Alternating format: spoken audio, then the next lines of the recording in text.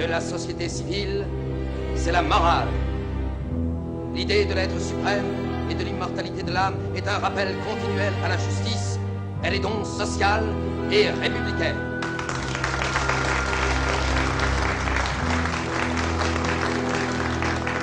Combien le Dieu des prêtres est différent de l'être suprême.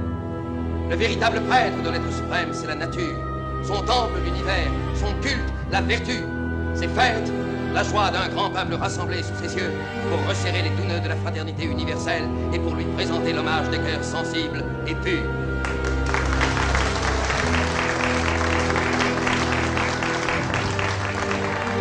Je propose donc au vote de la Convention le décret suivant. Le peuple français reconnaît l'existence de l'être suprême et de l'immortalité de l'âme. Il reconnaît que le culte digne de l'être suprême est la pratique des devoirs de l'homme. Il sera célébré le 20 prairial prochain une fête en l'honneur de l'être suprême.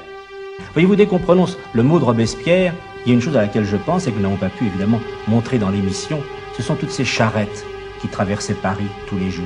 Ces charrettes qui conduisaient à l'échafaud leur charreté d'innocents, car il faut bien dire, vous le reconnaîtrez avec moi, que les 3/4, que dis-je les 3/4, les 9/10, pour ne pas dire davantage, de ces gens étaient des innocents. Et il n'y avait pas que des aristocrates, bien au contraire, ils étaient en minorité les aristocrates. Il y a infiniment plus d'ouvriers, d'artisans et de petits bourgeois qui sont morts, poussés à l'échafaud, que de nobles.